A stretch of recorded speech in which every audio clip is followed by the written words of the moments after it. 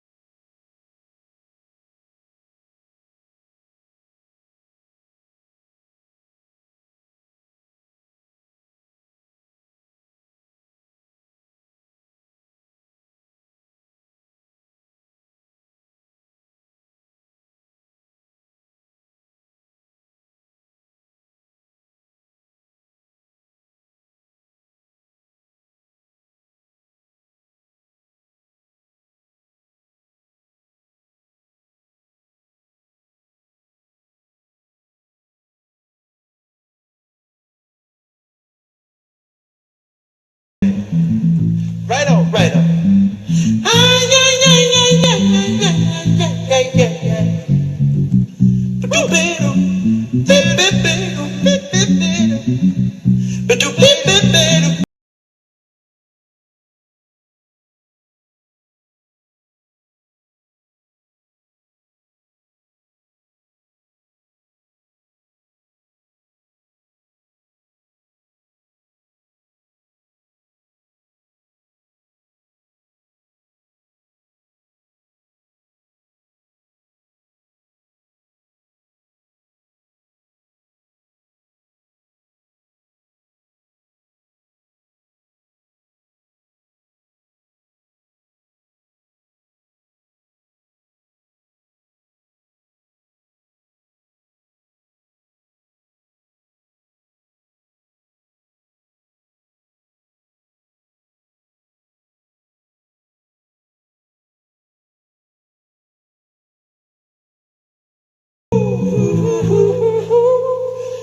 Right on, man. Right on. Hey, what's going on, y'all? So, yes, I want to drop this video on y'all just talking about how to make the Motown sound on the bass guitar. I did a video last week about how to make the bass guitar sound like a synth, and that was real fun, just trying to show y'all how I make the bass guitar sound like a synthesizer. So I figured I'd do this one, which is like my favorite thing to do on the bass is just capture like that sound that you hear on like those old Motown records. Like when I first, well, just since I was a kid, just like first like hearing just different music. I remember being little and watching like the Jackson 5 cartoon reruns that would come on, and I would hear a lot of the stuff that they were doing on Motown through that cartoon, and just hearing the music in my parents' house and just hearing it in different places, and I was always like really attracted to the way the bass sounded on those records. And later on, I found out just how iconic those records were, in the bass in particular. And that is really something that I heavily incorporate in my own sound on bass, and it's something that I just enjoy studying, and not just with Motown, but just a lot of different things in the history of music. Just trying to go back and understand the techniques and the processes that those guys used to create the sounds they were getting on some of those just iconic classic records. So as far as like Motown is concerned, the bass player on What's Going On, which I was just playing by Marvin Gaye, as well as just most of the stuff that was happening on Motown, especially in the earlier period, was played by a guy named Jamerson, who in my opinion is definitely probably the best bass player ever. Definitely in my top five. He's in a lot of people's top five, a lot of people's top three, as far as like just the amount of successful records he played on, and as far as the uniqueness of his sound, and just like the fundamentals of playing bass, like his groove and his swing and his choice of notes and his rhythm, like it was just phenomenal. I haven't heard a bass player yet to really surpass it in terms of originality and just flat out laying it down. Um, oh, while I'm talking, if you are watching this, drop a comment so I can shout you out. I just want to know who's in here, say what's up to y'all. But back to what I was saying. As far as like James Jamerson, his sound was definitely one of the most iconic sounds on bass. So I thought I'd make a quick video just showing some of you that are interested how to capture that sound on any bass that you might have. Me personally, I have like this Fender Jazz Bass. What's up, Emilio? How you doing, man? So I have this Fender Jazz Bass that I use. It's modeled after the 1960 Fender Jazz Bass, which is almost similar to the bass that James Jamerson used. He used like an older, maybe like a 50s or a 60s Fender Precision bass, which was actually the first bass guitar to be created. So he played on one of the original models of the bass guitar, and so basically at that time the bass is a really young instrument. There's people that play bass that are older than the instrument actually is. It was only made in the 1950s. So a lot of bass players who were playing at that time were guys that played jazz and played upright bass, and they switched over when the electric bass came out. So James Jamerson's sound was heavily based on that. What's up, Sean? How you doing, man? So James Jamerson's sound was basically based on his sound as an upright bass player. So when you listen to him, his tone is very woody. It's almost like his tone is dull, but the way he plays it is funky. And to capture that sound on this instrument, it's really not that hard, especially if you're playing a Fender. But typically, like on the bass that he had, which was a precision bass, you would have like one pickup, a split coil pickup that would go right here, and that would be your only pickup on that bass. On a jazz bass or a lot of other basses, you'll have two pickups. But the first thing you want to do in terms of catching James Jamerson's sound was that Nathan Davenport, the Funk Machine, was a 62 P bass. Okay, cool. So yeah, this is like a 1960 jazz bass. So those two instruments were similar. The jazz bass was basically like a modified P bass. So it's not that hard to get the sound on this bass and similar basses that have this kind of design. And then I'll show you how to do it on any bass that you have. But basically, the P bass has a split coil pickup right here, and that's the only pickup on the bass. There's one volume knob, and then on the P bass, there's one tone knob. This middle knob is not on the P bass. On this jazz bass, as you can see, I have all those things. So what I want to do is just make a couple of little tweaks to this bass as far as like my tone controls to get to the sound of the P bass. So basically, all I have to do is just turn the volume for this pickup, just turn it all the way off. It's controlled right here.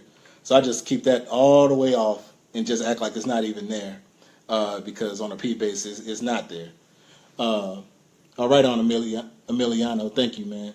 And then as far as listening to Jamerson's sound, his sound is very dark. It's more of like a wood sound. It kind of reminds you of the upright bass because that was his background.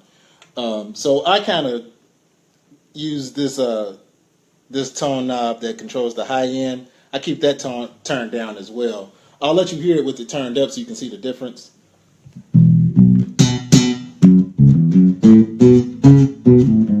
So you kind of get a lot of bright frequencies with that turned up. I'll also show you what this sounds like turned up as well. So that's a more like contemporary bass sound. You won't really hear that on a Motown record. Like that kind of tone. That's like those guys weren't really playing like that on those records. So you really won't hear the tone of this pickup coming from this knob on Motown stuff. So that's why I keep that turned off. And then to capture that darker wood sound, I turn the high end frequencies out as well. So I'll let you hear what it sounds like with these cut out in just this pickup.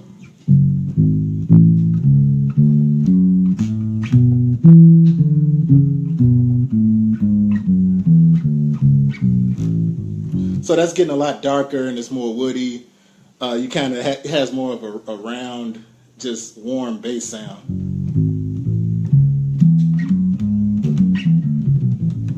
Kind of like an upright bass, right?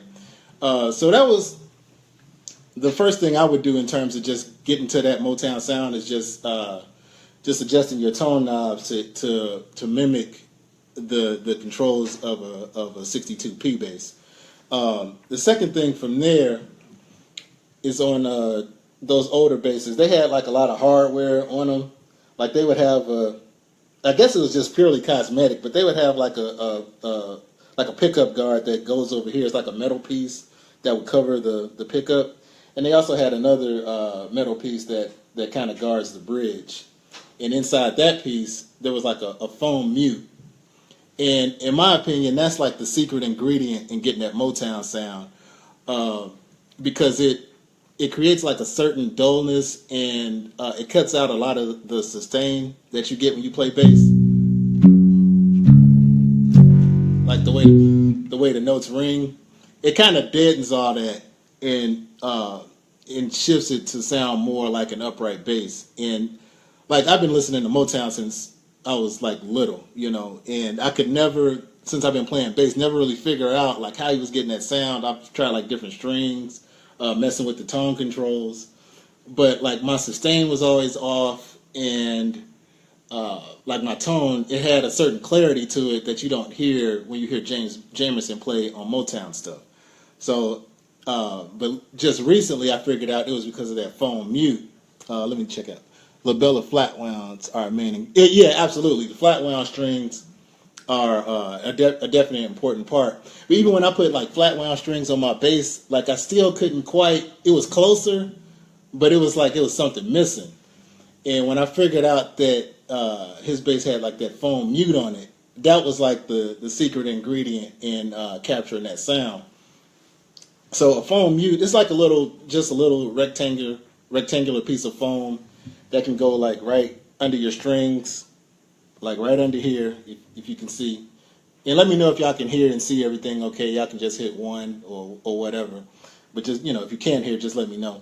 But the foam mute is a piece that goes like right in here, and it kind of just basically mutes the strings, so you don't have as much sustain.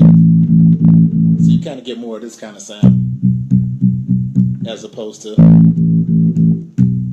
So at the moment, I don't have a foam mute, but what I do a lot of times is when I'm on a gig or if I'm doing a recording session and I want to get that James Jamerson vibe, I'll kind of take whatever I can get that will slide under these strings. So there's been sessions where I put a sock under here. I've taken like a bar napkin and folded it up and put it under here. So just whatever will kind of deaden the strings and kind of give me that upright bass vibe. Or that James Jamerson vibe, I'll put it under there. So right now I got just a piece of paper towel. So, just anything that sponges. But yeah, basically, that's what the foam mute is. Basically like a sponge that they can put under here. So I'm going to slide this in here and let y'all hear how that sounds.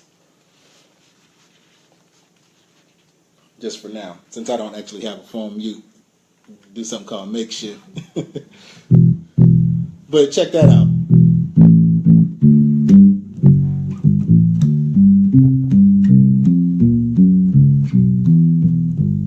So like the strings are a lot more muted and dark and just they don't have that same kind of sustain as I had before. Then the other piece to his sound was because he had that pickup guard over his bass. Of course, he would play a lot of stuff up here in this region, which also kind of provides a more round, full sounding wood tone as opposed to playing back here where the sound is more cutting and a little bit more punchy and kind of more in your face. It has a lot more mid-range and high-end frequencies back here, but you get more sub-bass frequencies up here. So he would play up here due to the guard that was over his pickups right here. So his tone is more coming out of here. So you can kind of hear already just like his kind of sound.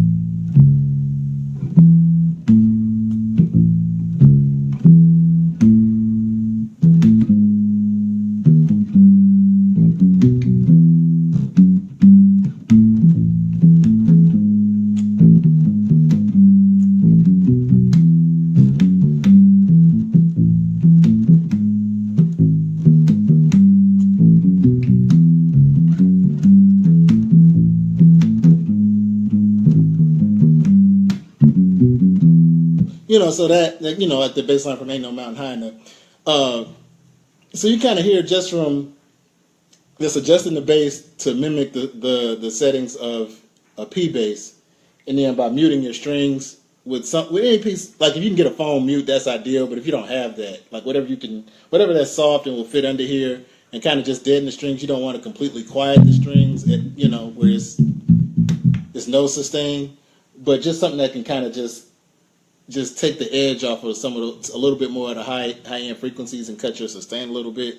That'll pretty much get you there. Let me read this comment. I've been obsessed with his playing as of late, so I'm just trying to be of any help I can. Man, I appreciate it, man. I even appreciate you just watching.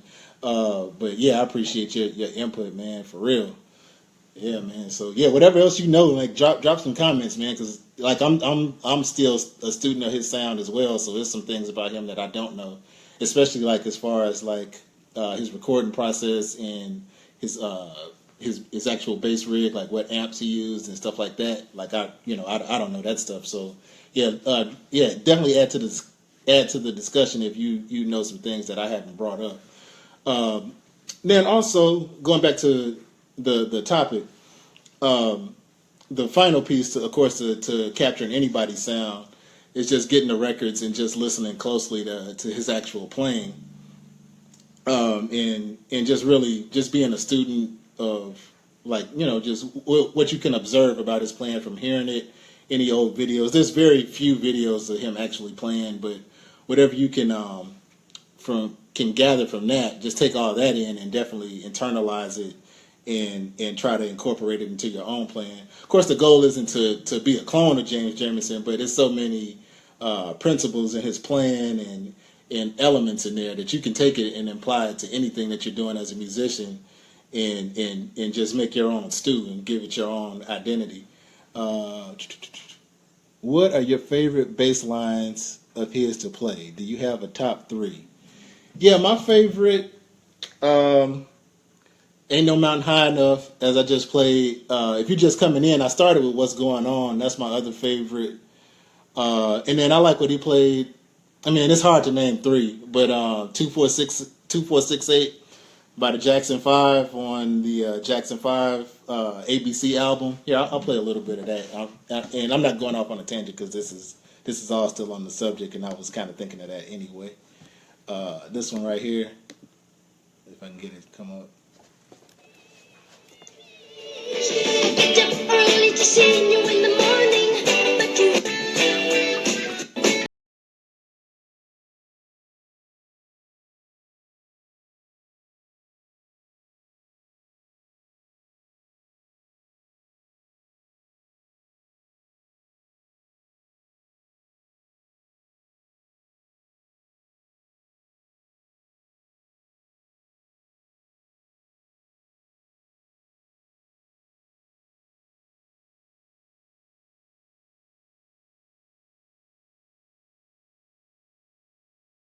So that one is one of my favorites. But it's so many classic bass lines. Like pretty much every Motown hit, like especially from like throughout the 50s and 60s and early 70s, that was all him. And like they had so much hit music. It's like Motown is a genre to itself. So it's hard for me to really name 3, but those are 3 that are at the top of my mind at the moment. But going back to what I was saying before, the final piece and just capturing his sound is just really listening to the records and just really getting inside his head as much as you can on like what he was actually playing. There's a good documentary that a lot of you have probably seen, but if not, it's called Standing in the Shadows of Motown. And there's a segment in the movie where they kind of dig in, go in deep about his sound and his personality and things that he would do and his mannerisms. And they talk about a section where he only played with like his index finger, and that's a common technique on upright bass. But because of that, like a lot of the way he would rake the strings and some of the ghost notes he would play, that gave his sound a certain character. So you'll hear him do a lot of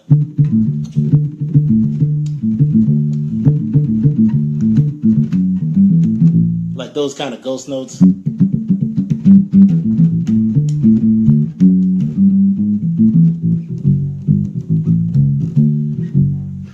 That kind of stuff. So that's like one thing that I really hear as being like real characteristic of James Jamerson's sound, but those are like the basics as far as like getting that sound. Like I say, the goal, at least for me, is not necessarily to be just like him, but for somebody that's that important to the instrument, who came along like right as the instrument was really in its infancy, and to play on so many hit records and just be so just downright funky with it. That's somebody I think any bass player should check out and know about and really kind of just understand the principal elements of his sound. Yeah, but that's about it on that. If anybody's watching this and you want to support what I'm doing, you can one, subscribe to me on YouTube, because I'm going to be posting, and I am posting a lot of content there. And also, to help me grow, you can find me on Patreon, and I'll try to put that link up here. Let me see if I can get to it. And you can also donate to me on PayPal. Let me see if I can drop these links in here while we're on here. If not, I will put it in here after the fact. But give me a second, and I'll see if I can put that in there for you. Yeah, let's listen to some more Jamerson stuff while we're waiting.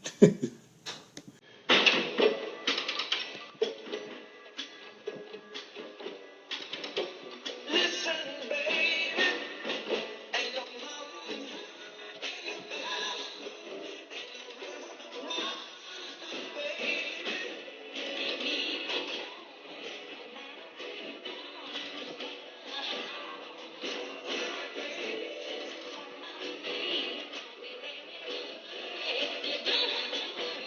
Oh, Emiliano. All right. Yeah, I'm trying to multitask here. As you can see, I don't have an engineer. But yeah, I'm doing the show tonight. It's at the Chatterbox, but it's going to be streamed live from YouTube. So I'll put my YouTube link in here so you guys can subscribe to me. But I do this every Monday at 9 o'clock Eastern time, and it's with the Rob Dixon Quartet, and we just have a session that we do here in town at one of the jazz clubs, and it's real dope. Like we like just go in. I mean, it's kind of like a woodshed for us, but we play some really good music, and I know you guys would dig that as well. So let me drop that link in there for y'all. So definitely subscribe to me on YouTube.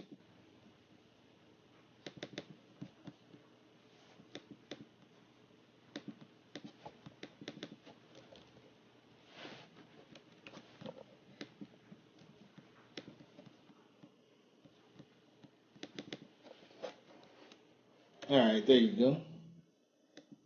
And then let me put my Patreon link in there. So if you want to support me over there, you definitely can. I would greatly appreciate it. And it basically just helps me to spend more time focused on just producing content like this, where I'm teaching and helping people without having to be distracted by having to just do things I care less about just to make money. So if you guys want to support me at like $1 a month or whatever you feel inclined to do, I greatly appreciate any support you offer.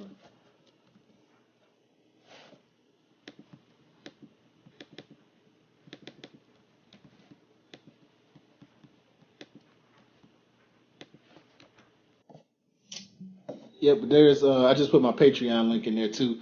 I'm gonna scroll back through the comments and see if you guys put any questions in there that I didn't answer, or if you have any questions or just want to talk about some bass stuff as far as Motown, like drop some comments so we can chop it up.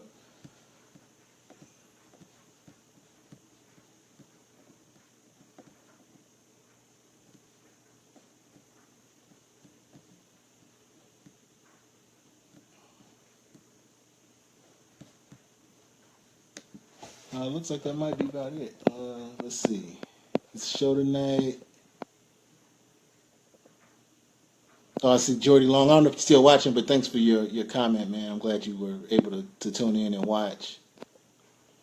Nathan Davenport says, Motown built their own DI boxes. There is a copy of those from a company called Acme. I can't remember the model, but it's Army Green. That's all I can see on that comment. Yeah, thanks for putting that in there, Nathan. I didn't know that, man.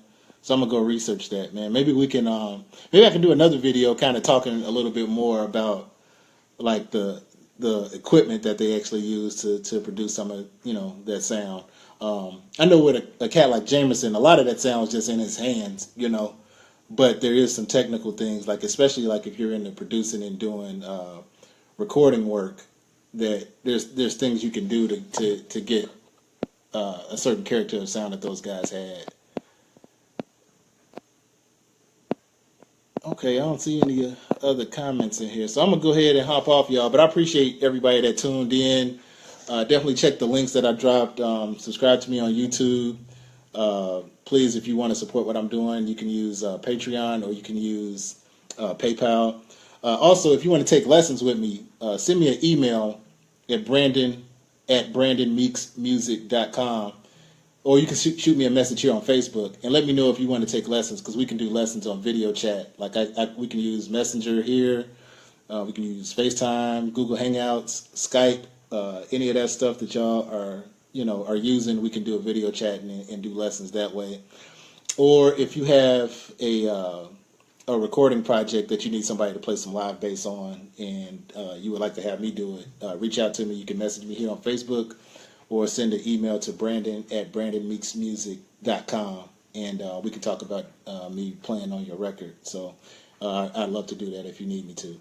Nathan Davenport says Acme WB3. Okay, I'm gonna Google that, man, because I wasn't hip to that. So yeah, thanks for putting that in there. That's definitely something I need to check up on. Are you saying they actually sell those now, or was that the product they were using then? Because my mind is kind of spinning because I'm trying to read comments and keep track on what I'm saying. But is that Acme WB3? Is that something that's available now? I'll keep an eye and see if you get a chance to respond. But like I was saying, if you need me to play on your record, or if you want to just do lessons, just reach out to me. Again, I'll be on YouTube tonight at 9 o'clock Eastern Time, doing a show with Rob Dixon Quartet from the Chatterbox. It's something I do every week, so I definitely want you guys to check us out over there. But that's about it. I don't know, I'm kind of vibing off this Motown stuff, so I'm just going to kind of pull up something and just kind of play until I get tired and then just turn the video off. So I appreciate y'all watching, for real. Mother, there's too many of you crying.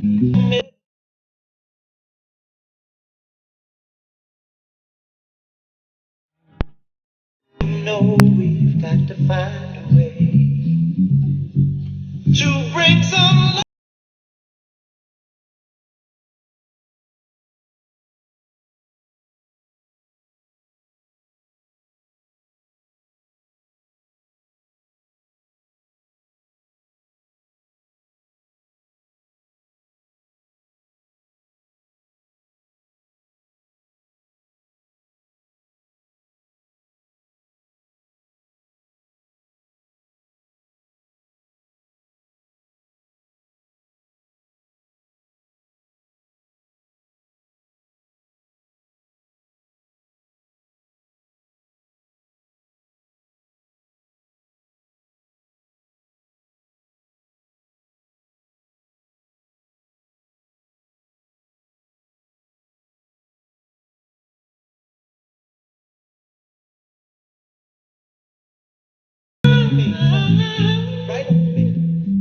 Right on.